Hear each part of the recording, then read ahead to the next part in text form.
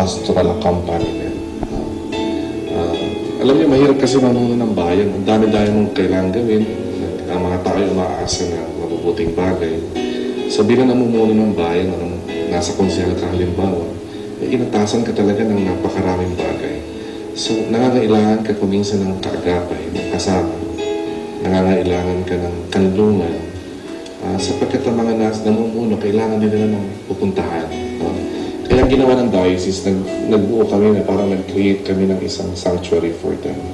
At ito inilagay namin sa isang eskwelahan sa College of the Immaculate Conception. Hanggang sa napunta sa isang pagpaplano na bakit hindi tayo magbigay ng isang programa sa kanila na para sila gumaling na leader. Kaya nag-offer kami, nagsimula kami magbukas in partnership with Ateneo. Nagbukas kami ng tawag naming Masters in Public Management. So ang mga professor nito ay mga magagaling na tao, mga undersecretaries ng gobyerno, mga congressmen, mga mahusay, no? Mga talaga mga kilala sa paglilingkod sa public office. At ngayon nga meron kaming yung aming batch ng ngayon, yung batch ng mga mayors, tsaka may isang vice mayor, may konsihal, may department head sa nag-aaral. Nagsisikap silang butihin yung kanilang ginagawa. Kailangan kasi na naglilingkod yung competence eh. Hindi naman lahat ng tao talaga na magandang kalooban lang pwedeng ibigay sa paglilingkod.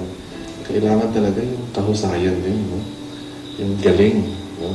Tatapatan dapat ng galing yung kagandahang loob para talagang pumunlad ang bayan. Kaya ang simbahan nag-provide lang ng parang refuge sa kanila. Basically, it's about helping and accompanying local government officials.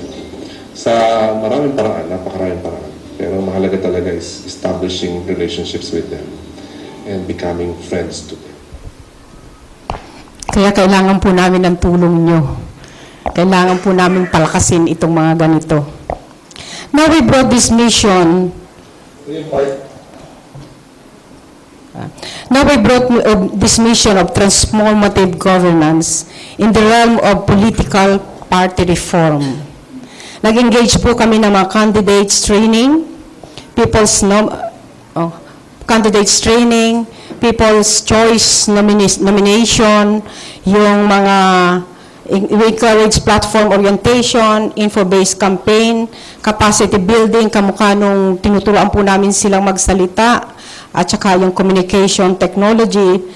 But most of all, dun po sa lahat ng aming pagtuturo, na ituturo po namin, ipinaalam po namin sa kanila ano yung pagbabago at ano yung social responsibility at ethical leadership. Ano po ba ang naging outcome ng aming ginagawa? Ang National Achievement Test po, magmula noong 2006 lang, hindi na po namin isinama yung previous years kasi masyadong mababa.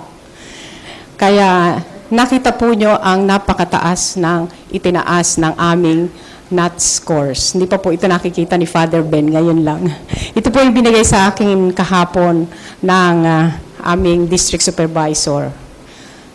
Ang harvest po ng aming magsasaka from 60 to 80 kabans per hectare, umakyat po sa 120 to 150 kabans per hectare. Meron po kami mga magsasaka harvest 200 kabans per hectare. Ito po ay dahil sa integration ng health at education doon sa livelihood, doon sa pagsasaka. Sige. Nagulat din po kami because ang aming local government unit income ay tumaas ng napaka-drastic increase.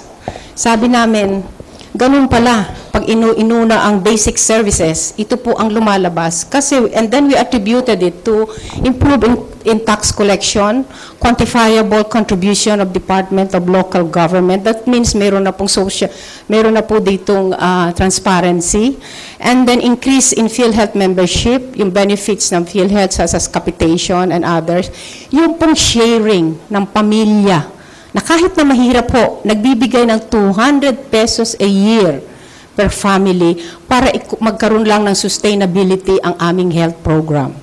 And ang pinakamalaki po doon ay yung people's trust in government because of our skilled grassroots leaders in the field. At yung pong engagement ng external stakeholders. Partner po namin kasi kayo. Sige. Pagkatapos, dahil po dito, from 5th class, nag-umpisa po kami sa 5th class, naging 4th class, at na-accelerate po kami. Ngayon po ay 2nd class town na po ang San Isidro. Sige. And of course, yung citizens empowerment, nag-increase po ang participation ng sectoral group, na-organize po lahat ng sectoral group because lahat ho ay nagkaroon ng capability building and capacity building. At nagkaroon po ng trust. Ang trust ng governance is equivalent to we believe it is equivalent to electoral behavior. Dahil nung 2007 po, nung last election, nung tumakbo kami, sabi ko sa aking mga kasama, tatakbo tayo ng walang posters, hindi tayo gagasta, at ang sabi po ng aking mga kasama, hindi tayo mananalo dahil napakaraming pera ng aming kalaban. But in the end, we won the highest margin in the history of San Isidro, landslide po. Nanalo po ang vice at 5 kong konsehal. That means it only shows that people elected us because of the programs, because it is people-owned, and because they understand why they participated in the government. So now iiwanan ko po, I want to end with the three messages to you. Yung pakikinig, keep listening, and you will hear their needs. Go beyond their needs, and you will witness the greatness of the people. Ang pangalawa po, ang pagbabago ay hindi pala humihinto ang pagbabago. And we can celebrate change, and we will see that ang pagbabago ay dumadami habang sineselebrate. Ganun po ang nangyari sa San Isidro. Maliit lang po yung una namin pagbabago, lumaki. Una po, maliit na health, naging education, naging farmers, naging lahat ho ng tao ay sumama na sa pagbabago. Ngayon po, pati sa aming eleksyon, nagbabago. Nagkaroon ng reform. And then the last is, ang ginagawa natin sa ngalan ng bayan, ay ginagawa po pala natin sa ngalan ng Ama.